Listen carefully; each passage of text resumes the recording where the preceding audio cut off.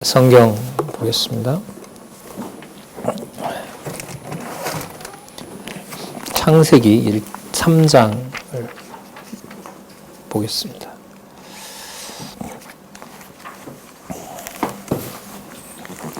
제가 읽겠습니다. 3장 1절입니다. 여호와 하나님의 지으신 들짐승 중에 뱀이 가장 간교하더라. 뱀이 여자에게 물어 가로되 하나님이 참으로 너희더러 동산나무의 실과를 먹지 말라 하시더냐. 여자가 뱀에게 말하되 동산나무의 실과를 우리가 먹을 수 있으나 동산 중앙에 있는 나무의 실과는 하나님의 말씀에 너희는 먹지도 말고 만지지도 말라. 너희가 죽을까 하노라 하셨느니라. 뱀이 여자에게 이르시되 너희가 결코 죽지 아니하리라. 너희가 그것을 먹는 날에는 너희 눈이 밝아 하나님과 같이 되어 선악을 알 줄을 하나님이 아심이니이다. 여자가 그 나무를 본즉 먹음직도 하고 보암직도 하고 지혜롭게 할 만큼 탐스럽기도 한 나무인지라. 여자가 그 실과를 따먹고 자기와 함께한 남편에게도 주매 그도 먹은지라.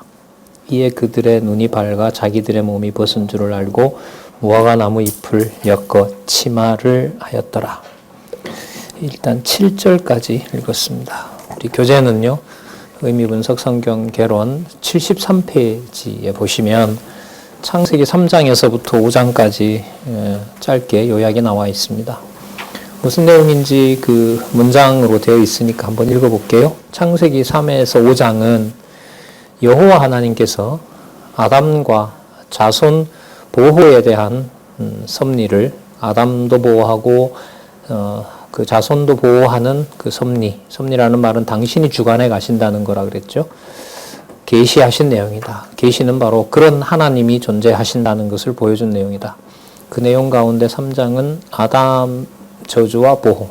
그러니까 아담을 저주하지만은 아담이 저주를 받지만 아담을 또 보호한다는 내용이고요. 4장에서 5장은 자손들, 그의 자손들이 저주를 받지만 또한 보호해 주신다는 내용입니다. 그리고 문장 하나 또 보죠. 그 다음에 여호와 하나님께서는 아담과 자손 보호에 대한 섭리를 계시하셨다. 곧 아담 자손에 대한 저주와 보호에 대한 섭리를 계시하신 것이다. 이거는 이제 내용에 대한 그 의미라고 보시면 돼요. 이 책이 그렇게 되어 있어요. 이 책에 등장하는 그 문장들이 딱 요 두 단락으로 되어 있습니다. 그러니까 이제 요거는 2번 가로가 없는 아담과 자손 보호에 대한 내용을 성경이 이렇게 포함하고 있다는 내용을 소개한 거고요. 그리고 1 밑에도 보면 두 단락이죠. 3장을 세 부분으로 나누었어요. 그리고 그 의미가 뭐냐 하면 여호와 하나님께서, 의미는 전부 여호와 하나님께서예요. 전부 다 그렇습니다. 신약에 가면 예수께서고요. 사도행전 1장 12절부터는 성령께서 이렇게 되는 겁니다. 그래서 이른바 이제 성부, 성자, 성령이라고 할 때 구약이 그렇다고 뭐 성부 이런 뜻은 아닙니다. 구약에는 이제 여호와라는 신의 이름을 이제 알려줌으로써 거기에 이제 장차 오실 메시아와 그리고 그다음에 장차 보내실 성령에 대한 내용을 모두 담고 있고요.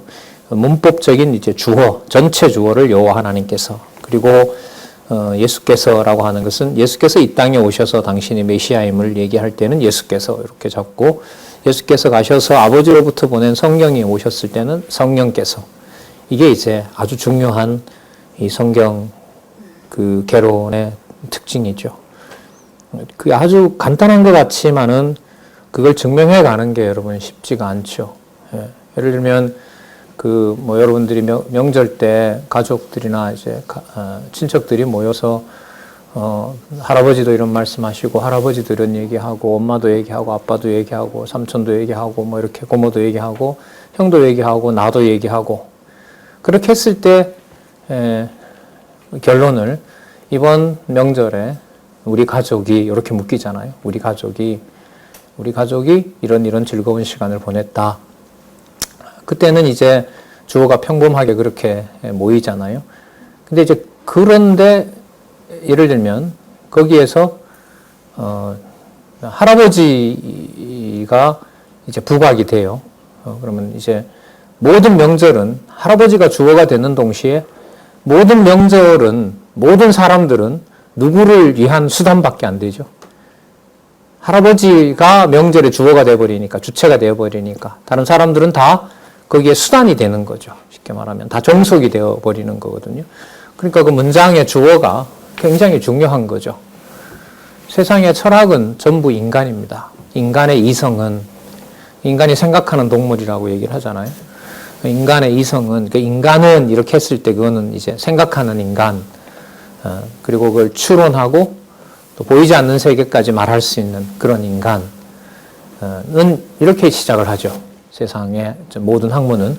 그 신학도 주체를 우리로 생각을 하면 이 성경 개론은 벌써 출발조차 안 되는 거예요.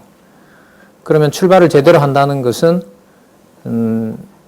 기록된 대로 그냥 따라가야죠. 처음에 모를 때는 어쩔 수 없어요. 따라가야 돼요. 어떤 책을 받을 때 여러분들이 비판부터 하려고 달아들이면 안 됩니다. 대부분의 책이 그렇게 출판을 했을 때는 그 저자가 얘기하고자 하는 내용이 처음부터 끝까지 어떤 논리적 일관성을 가지고 있습니다. 글이라는 것이요. 그러니까 1차적으로는 비판은 그 다음이고요. 1차적으로는 그 내용을 충분히 숙지해야 되죠. 제가 이제 성경을 조금 알고 대학원을 철학을 전공을 하러 갔는데 또 신학을 이렇게 좀 얘기하는 자리가 있는데 신학은 잘 모르잖아요. 공부를 안 했기 때문에. 그래서 제가 어떤 학교에서 강의를 하다가 좀 실수를 한 거죠. 기독교 대학이었기 때문에 학생들이 이런 건 어떻게 됩니까? 이런 건 어떻게 됩니까?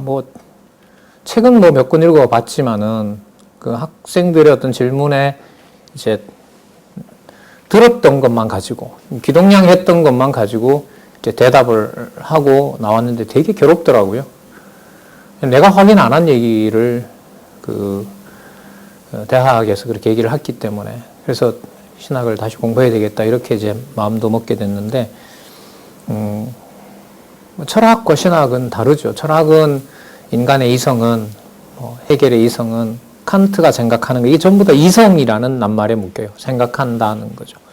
근데 지금 성경 개론의 주어는 여호와께서 그리고 예수께서 그리고 성령께서 그것부터 이제 여러분들이 확인을 하고 이게 왜 이렇게 다 이렇게 도배를 해놨지?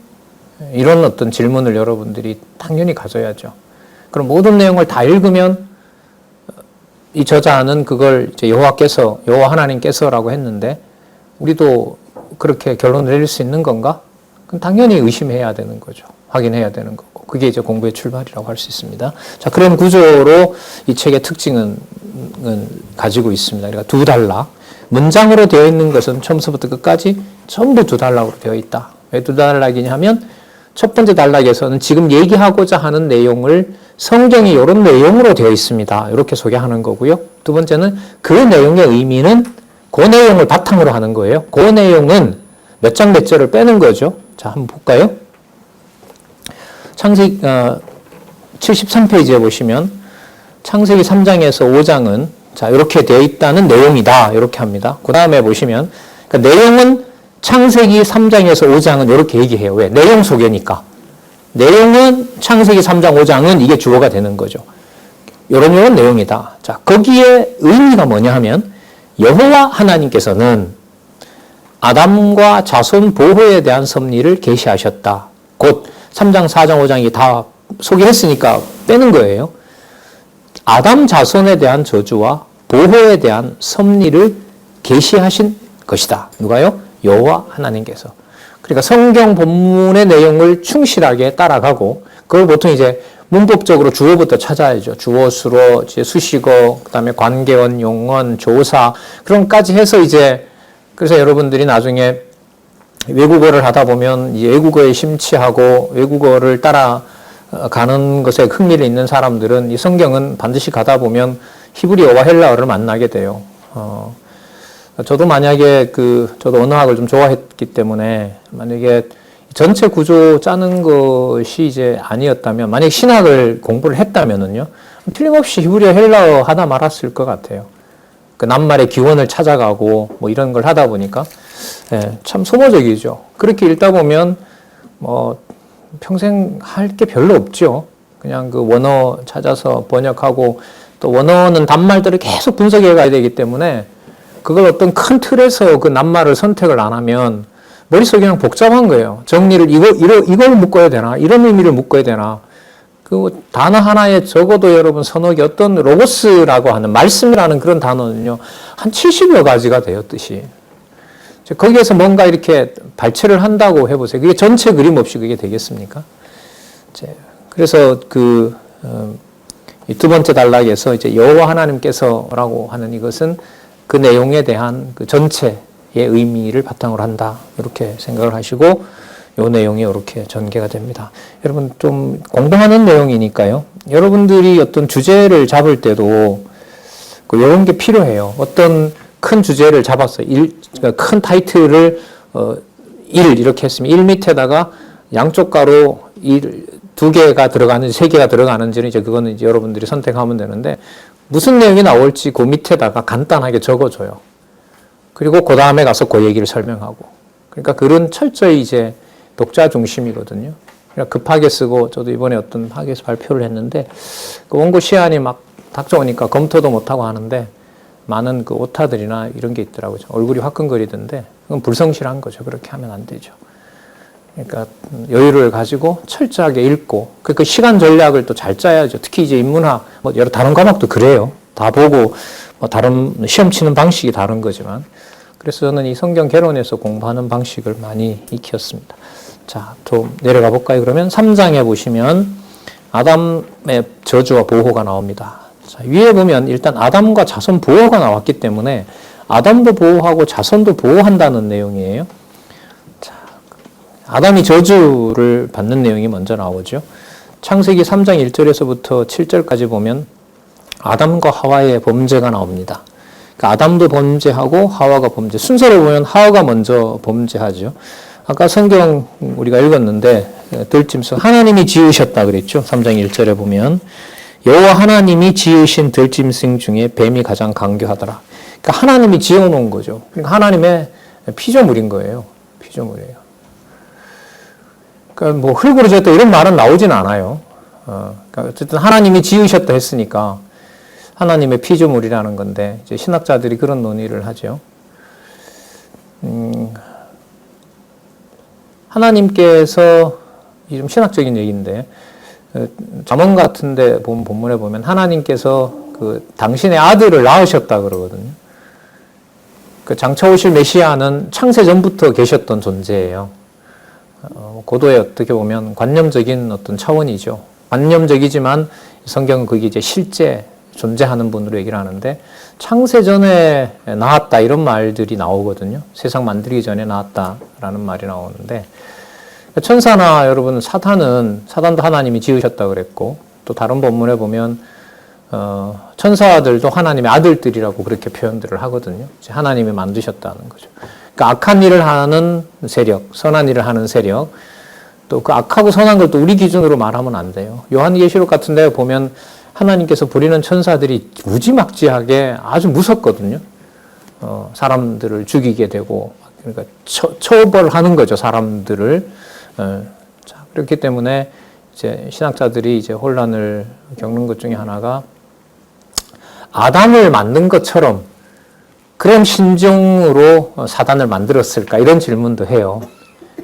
그러니까 천사를 만드는 것도 천사를 만들었다. 예를 들면 하나님의 아담을 흙으로 지었는데 심이 좋았더라. 그건 이제 아담을 만들어 놨을 때 하나님께서 심이 좋았다 했잖아요. 이게 좋은 이제 작품이 생긴 거잖아요. 그럼 사단을 만들어 놓고 뭐라고 했을까요? 되게 보기 싫더라. 이렇게 했을까요? 그러니까 이제 이걸 왜 얘기를 하냐면, 창조라는 말을 한번 짚고 넘어가려는 거예요. 그 사람을 지었을 때 그런 창조주의 의미하고, 그 다음에 그 사람을 예수님이 그러시잖아요. 너희 아비는 마귀라고 했을 때 그 마귀는 처음부터 뭐라 그럽니까? 살인한 자라고 얘기를 하거든요.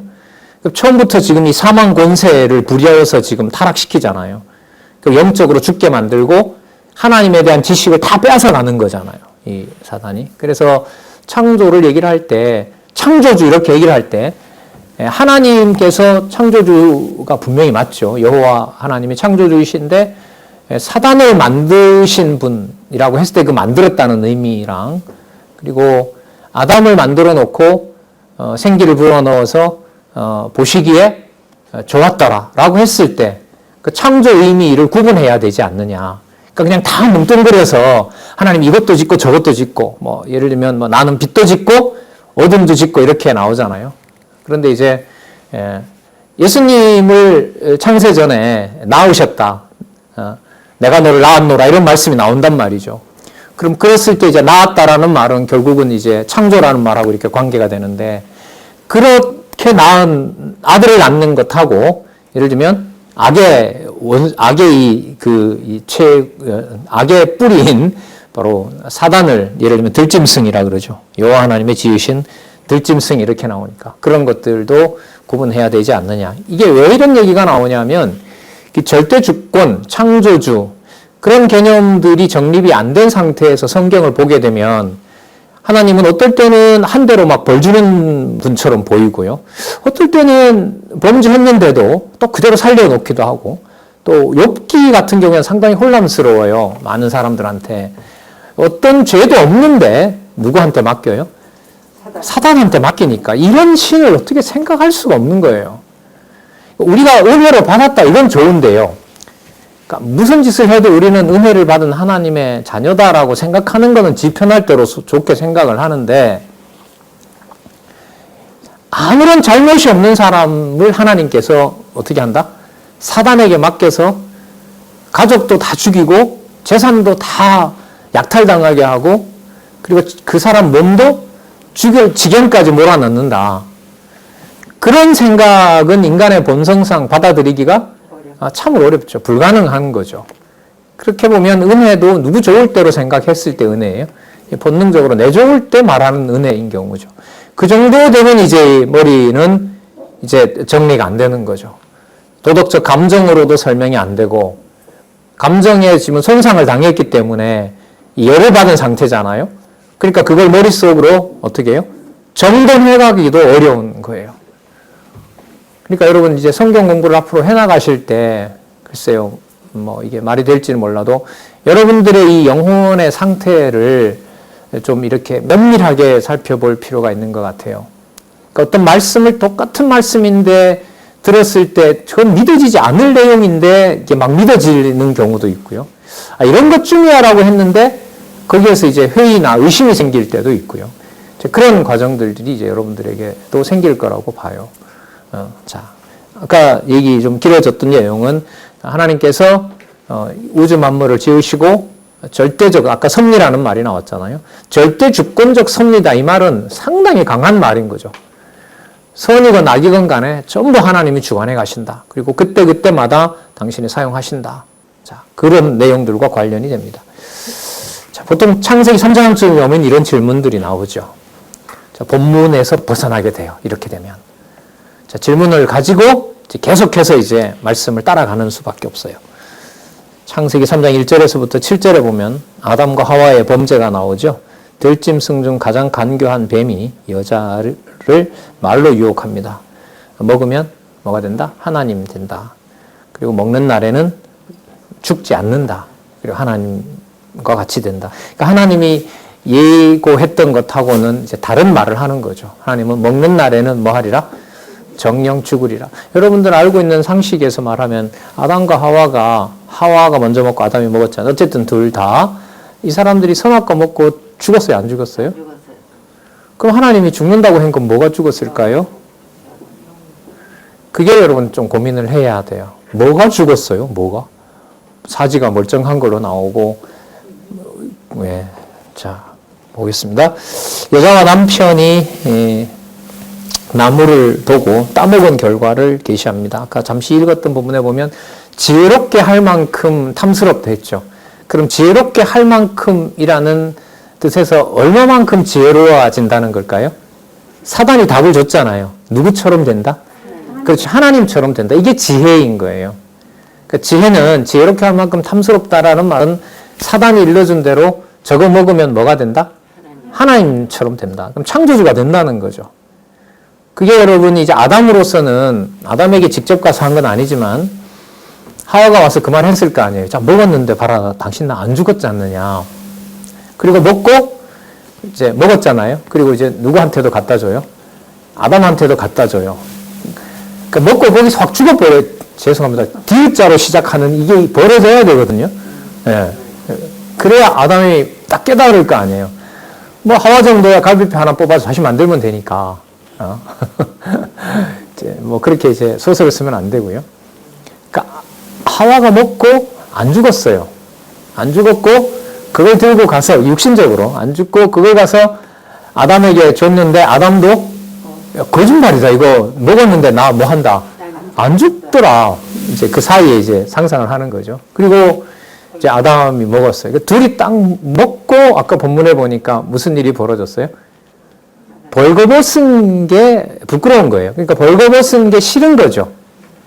그러니까 하나님은 벌거벗었으나 부끄럽지 않았다라고 해서 그걸 하나님이 보실 때는 보기 아름다운 걸로 얘기를 하고 있는데 자, 선악과를 먹고 벌거벗은 것이 어때요? 부끄러운 거죠. 그러면 그것하고 육신은 안 죽었다 했으니까요. 그건 안 죽었잖아요. 그러면 먹고 벌거벗었다는 그 모습이 바로 뭐하고 연결이 돼요? 죽은 것하고 연관이 돼요. 이 조합이 여러분 쉬울까요? 어렵죠. 안 죽었잖아요. 어쨌든.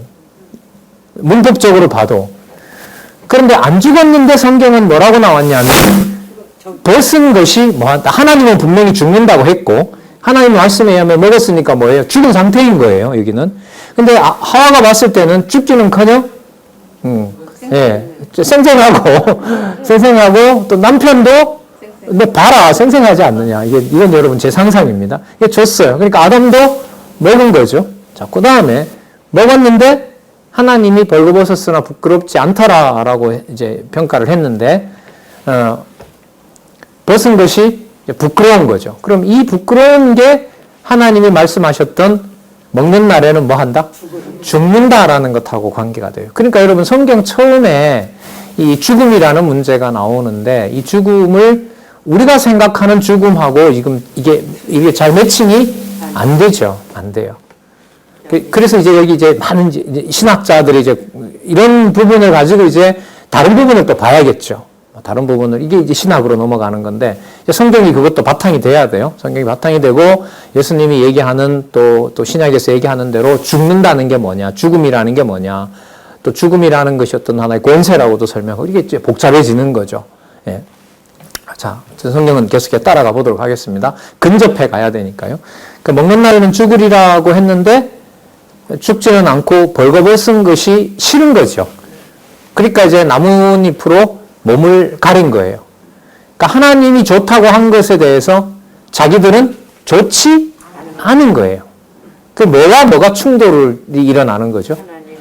그러니까 하나님께서는 좋아한 것인데 나는 피조물은 그게 싫은 거예요.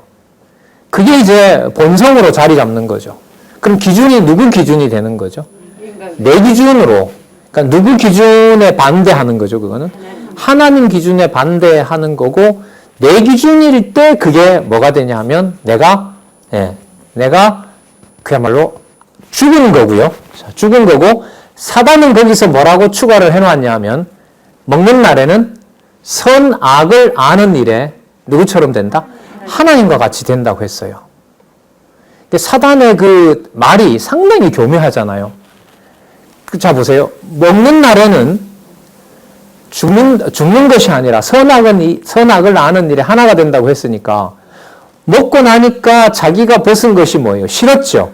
그 누구 기준에 선이 싫은 거예요? 하나님 기준에 선이 싫은 거죠. 뭐 하는 게 좋아요? 가리는 게 좋은 거죠. 그러니까 누구 기준의 선과 악을 누구 기준으로 쓰는 거죠? 하나님 기준의 선과 악을 내 기준에서 이제는 뭐 하게 되는 거예요? 선과 악을 사용하는 거예요. 그 그것을 먹기 전까지는, 선악과를 먹기 전까지는, 그러니까 선악과를 먹는다는 것보다 사단에게 종이 되기 전까지는 이렇게 보시면 돼요. 사단에게 종이 되기 전까지는. 그러니까 사단의 말을 들었기 때문에 사단에게 종이 된다고 이제 성경은 다른 데서 얘기를 하고 있거든요. 그러니까 누구 말을 듣느냐라는 게 이제 중요한 거죠. 먹는 날에는 죽으리라고 말씀하셨던 하나님의 말씀을 따르느냐, 아니면 사단이 했던 그럴듯한 말을 그걸 따르느냐에 따라서 누구의 종이 되느냐라는 것이 되는 거예요. 자, 이걸 지난 시간하고 조금 이렇게 연결을 시켜보면은요, 아담을 하나님께서 에덴 동산 만드시고 아담과 하와를 흙으로 또 생기로 지으시고 난 다음에 하나님께서 이제 그 하나님의 형상을 주신다고 했잖아요. 그게 이제 통치와 연관이 되거든요. 그래서 자손의학도 하나님께서 이루셨고, 그 다음에 에덴 동산이라는 땅도 만들어 주셨고, 통치는 어떻게 이루어 주셨냐면 하나님께서예요. 거기다 보면 하나님께서, 여호와께서 만물의 그 들짐승들을 데려다가 아담에게 인도해줘요.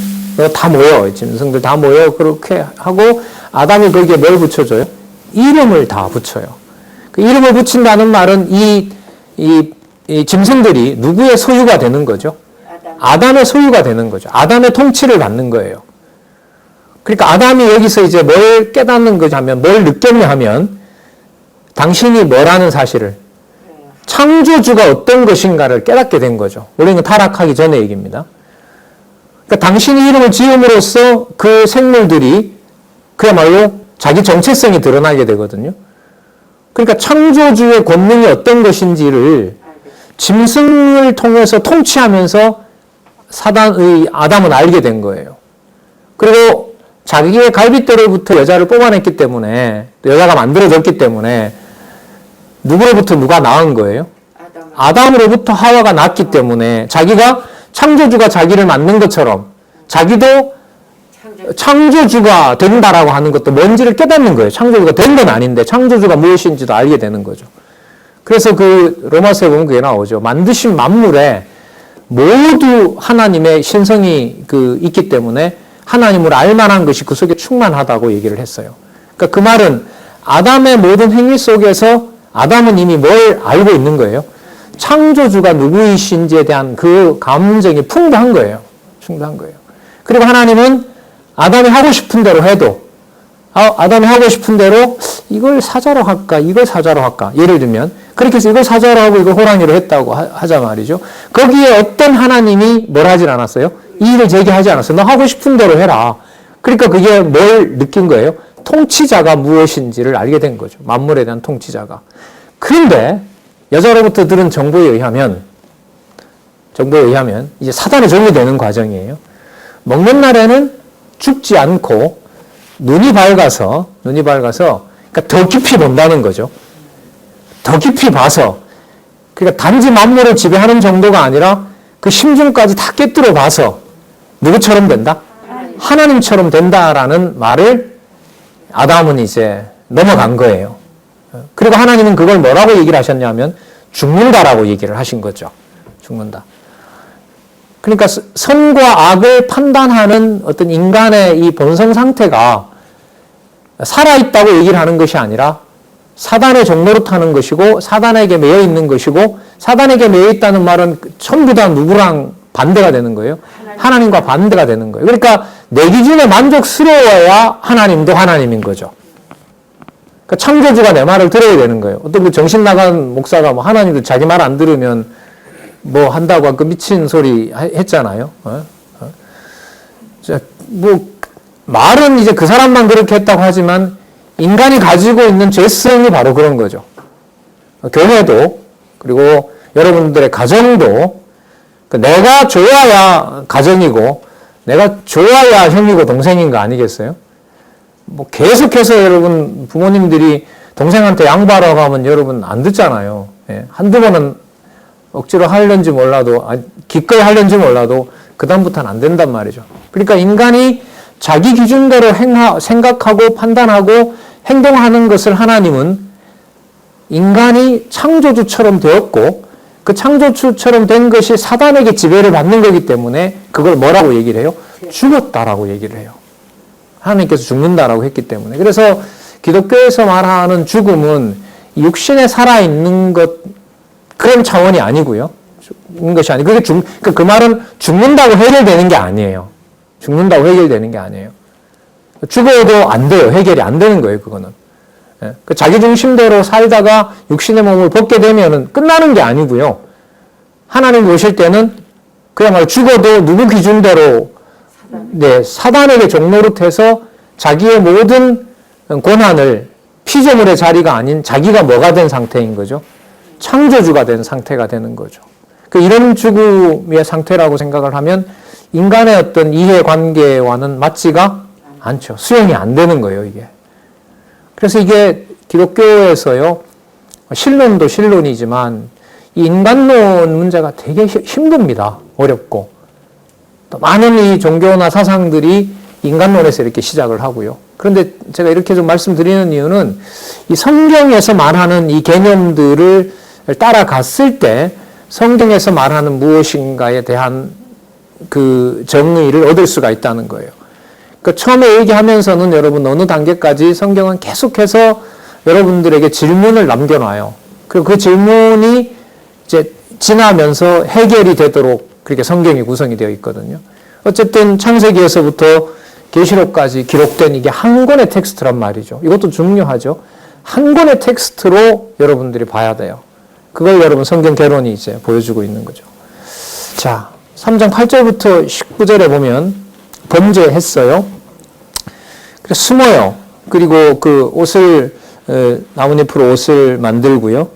그리고 숨고 하나님께서 불러요. 아담 어디 있느냐라고 부릅니다. 우리가 대답을 뭐라고 하냐면 이 본문을 꼭 읽어봐야 되죠. 이런 것들은 아주 초반부이기 때문에 너무 중요해요. 여기서 이제 뭐 인간이다, 죄 문제다 이런 문제가 다 여기에 나오기 때문에 그러니까 창조주의 문제도 이제 바로 여기서 다 이렇게 악의 문제와 연관이 되기 때문에 우리가 벗은 것이 두려워서 이제 그 숨었나이다 그렇게 얘기를 합니다. 제가 좀 읽어드릴게요. 8절에 보면 그들이 날이 서늘할 때에 동산에 거니시는 여호와 하나님의 음성을 듣고 아담과 그 아내가 여호와 하나님의 낯을 피하여 동산 나무 사이에 숨은지라. 그러니까 하나님이 하지 말라고 한 것을 했는데 하나님과 같이 됐으면 당당하게 나와야 되잖아요. 그죠? 그런데 이제 숨은 거죠. 여호와 하나님이 아담을 부르시며 그에게 이르시되 네가 어디 있느냐 가로되 내가 동산에서 하나님의 소리를 듣고 보세요. 내가 뭐 했으므로? 벗었으므로 두려워했다는 말이에요. 이 말은 하나님 하지 말라고 한 거잖아요. 그러니까 더 정확하게 말하면 하나님은 이렇게 벌거벗겨 놓았는데 그게 나쁘다라고 하나님이 하지 않았던 거죠. 그런데 자기 기준으로 보면 그거는 나한테 나쁜 거예요. 싫은 거라는 말이죠. 자, 그래서 하나님이 좋아한 것을 나는 싫어하는 거기 때문에 하나님이 뭐라 하실까봐 두려워서 내가 숨었다라고 얘기를 하는 겁니다. 그럼 이 상태가 여러분 지금 무슨 상태예요? 이게 지금 하나님께서 말씀하신 뭐냐고요? 이게 먹는 날에는 뭐 한다? 죽으리라고 하는 상태가 계속되는 거예요. 그러니까 기독교에서 말하는 죽음은, 창세기에서 나온 죽음은 육신이 안 움직인다 이게 아니고 어떤 상태, 어떠한 것이 지속되는 뭘까요? 상태를 말하는 거예요. 지금 이렇게 보면 상태인 거예요. 사단에게 맡겨놓은 상태를 말하는 거예요. 그 상태가 자기 기준대로 하는 거고요. 하나님 앞에서는 뭐 하게 되어 있어요? 두려워하게 되고요. 그 속에는 또 뭘 감추고 있죠? 누구처럼 되고자 하는 것도 있어요. 하나님처럼 되고자 하는 것도 있고 창조주가 나타나면 거기서 두려워하는 것도 있고 아주 간사한 거죠. 그러니까 아버지, 엄마가 안 볼 때는 막 동생을 엄청 괴롭히다가 엄마, 아빠가 보는 앞에서는 막 엄마, 아빠보다 더 사랑하는 것처럼 완전히 인간이 돌변해 버리잖아요. 즉, 그것보다 더 심각한 하나님 앞에서는 뭐하고? 두려워하고, 그 다음에 하시라도 하나님의 문 밖에 벗어나면 또 동시에 누구처럼 되려고 하고, 하나님처럼 되려고 하고, 그런 상태로 존재하는 것이 이른바 죄인인 거예요. 근데 이걸 철학은 수용을 하지 않습니다. 특히 이제 진화론으로 지금 거의 과목들이 거의 이제 진화론이 바탕이 되고 있잖아요. 뭐 46억 년 전에 인류가 탄생해서 뭐 이렇게 해서 얘기를 하는데 다 가설들인 거고요. 그런 거는 여러분들이 과학을 좀 전공하는 우리 후배들이나 또 이런 부분들의 허점들이 있거든요. 그게 다 그렇게 미국 같은 데는 어떤 대학에서는 이제 창조론 반, 진화론 반 이렇게 또 가르친다고 해요. 그 기독교 국가에서 세워지다가 보니까 그 나라가 그렇게 우리나라 같은 경우에는 뭐 그렇게 과학자들 중에서도 이제 성경을 보고 창조주의 관점에서 이제 그걸 연구하는 분들이 많은데 전반적인 대세는 진화론으로 가기 때문에 여러분들이 앞으로 그 만나고 또 싸우게 됐을 때 그 어떤 지적 투쟁의 대상은 1차적으로는 여러분들은 진화론자를 만날 겁니다. 그리고 여러분들 시대에 이제 스마트폰 시대 그 태어나면서부터 스마트폰을 접하는 그 여러분들 다음 세대는 완전히 더 그럴 거예요, 아마. 그 스마트폰을 보면서 이제 기계에 거의 종속이 되는 이제 세대일 경우에는 진화론 플러스 그 다음에 인간이 어떤 창조주가 필요한 것이 아니라 모든 것을 이제 장기에서부터 인간 수명까지 태어나서 죽음이라는 의미도 없어진다 그러죠. 요즘 이제 디지털 영생이라는 말이 생겨나거든요. 그 왜 텔레비전에 얼마 전에 저도 봤는데 죽은 아내에 살던 당시의 비디오나 그 다음에 사진이나 또 모든 것들을 전부 다 조합을 해서 그 홀로그램을 만들죠. 그리고 가상 공간에서 다녔던 공간들을 다 살려내서 뭐 바닷가에 가거나 산에 가거나 등산 가거나 그 모든 장면들을 전부 조합을 해서 영상으로 만들고 거기에서 주고받았던 메시지나 그런 것까지 다 불러내서 이제 현실에 남아있는 남편하고 이제 암으로 일찍 죽은 부인하고 원하기만 하면 그 공간에서 만나는 일들이 벌어지죠. 지금 단계는 제가 보니까요. 지금은 이 감정까지 그게 다 달래지는 못해요. 그 홀로그램이. 그러니까 이런 아내를 그리워하면서 보는 사람은 이제 슬픈 감정에서 이제 흑흑거리고, 근데 그 사람이야 그 부인을 좋아했겠지만, 싫어했던 사람은 어떨까요? 안 만들고 싶겠죠. 아니면은 만들어서 불러내서 뭐 할까요? 죄송합니다.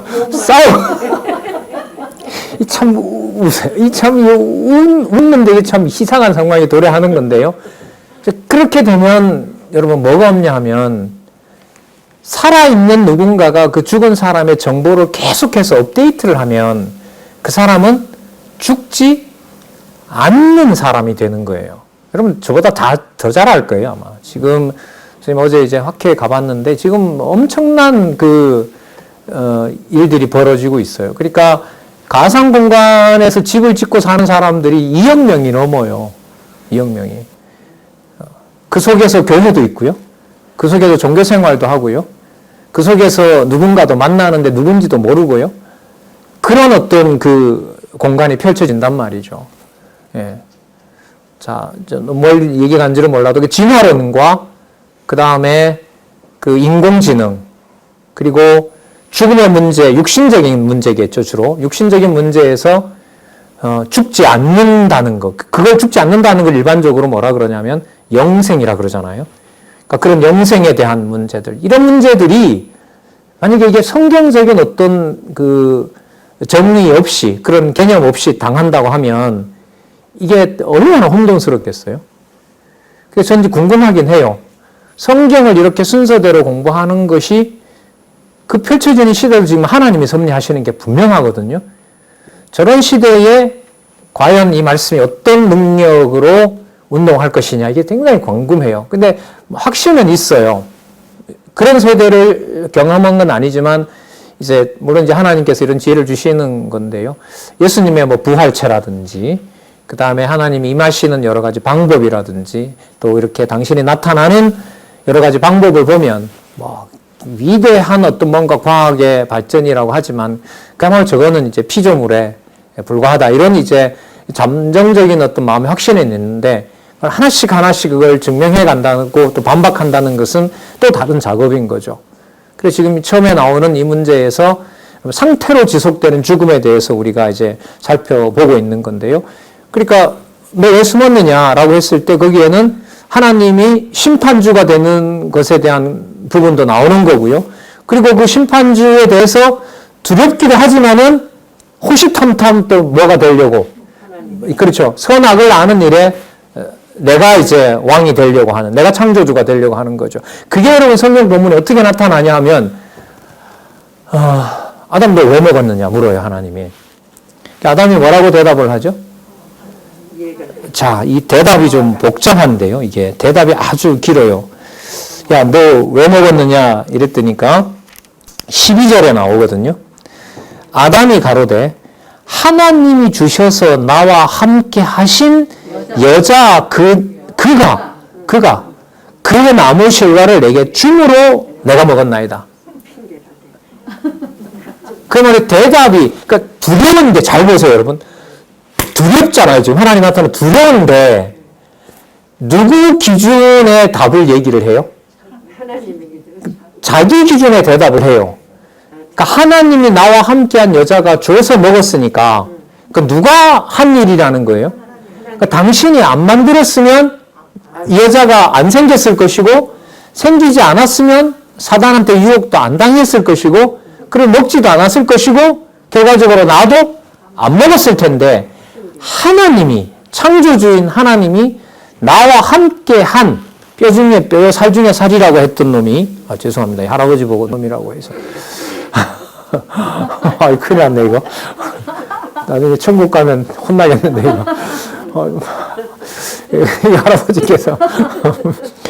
당신이 나와 함께 한 여자가 줌으로 내가 먹었나요? 그러니까 누구 책임이에요?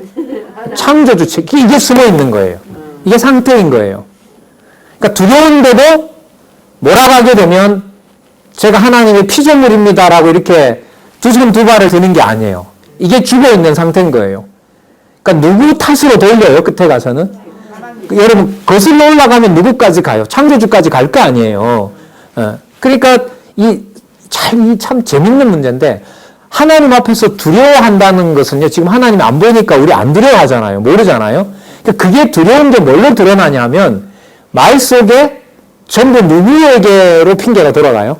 하나님, 창조주에게로 돌아가는 것이 이 성경 본문을 따라오게 되면, 하나님이 좋아하는 것을 싫어하고, 그걸 당당하게 나서지도 못하고, 두려워하는 존재인 거죠. 그러니까 내가 내 변명을 하는 것이 하나님의 뭐 아래 있어요? 두려움 아래 있는 거죠. 그걸 진노 아래 있다고 얘기를 하거든요. 그러니까 하나님이 이번엔 또 하와에게 뭐래요? 그럼 하와가 제가 잘못했습니다. 이렇게 말했을까요? 아니죠. 아까 두려움이라는 게 결국은 자기 변명을 만들어낸다고 했으니까 살 구멍을 찾아야 되잖아요.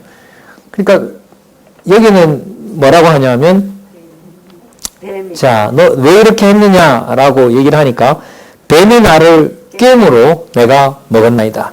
더 완벽하게 대답을 하려면 하나님이 지으신 들짐승 가운데 가장 간교한 뱀이 꿰니까 제가 먹을 수밖에 없었던 거죠. 그러니까 그것도 누구 잘못이다? 하나님 잘못이다. 뭘 만들지 말았어야지. 뱀을 만들지 말. 똑같은 얘기예요, 이게. 예? 그러면 여러분, 이게 누구한테 내려오겠어요? 뱀한테 내려올 거 아니에요. 자, 근데 여기서 이제 좀 우리가 좀 생각을 해봐야 돼요. 아까 아담과 하와는 하나님이 만들어 놓고 뭐 했다 그랬죠?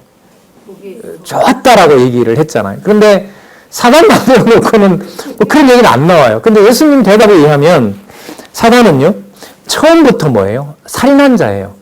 그러니까 태생 자체가 태어난 것이 뭐로 태어났어요? 살인자인 거예요. 그러니까 살인자인 것이고, 그것은 바로 뭐냐면 하나님의 심판 대상으로 존재하는 거예요. 그러니까 그런 의미에서 이제 그 신학자들이 얘기하는 대로 창조라고 했을 때 빛도 짓고 어둠도 지니까 하나님이 마귀도 짓고 그렇게 함부로 생각하면 안 된다고 하는 사람들 주장이 문제로는 얼마든지 이해가 있어요. 그 답을 어떻게 해나가느냐 문제 있는데, 그러니까 사단한테는 묻지 않죠. 바로 뭘 합니까? 저주를 해요. 너 왜 그런 거 시켰느냐? 근데 이런 거 물으면 안 되는 게, 제가 볼 때는, 제 생각이에요. 요한복음의 근거에서 보면, 물어서는 안 되는 게, 생겨 먹은 것 자체가 뭐로 했기 때문에, 남을 죽이는 자로 만들어졌기 때문에, 이거는 애초부터 뭐 한 거예요?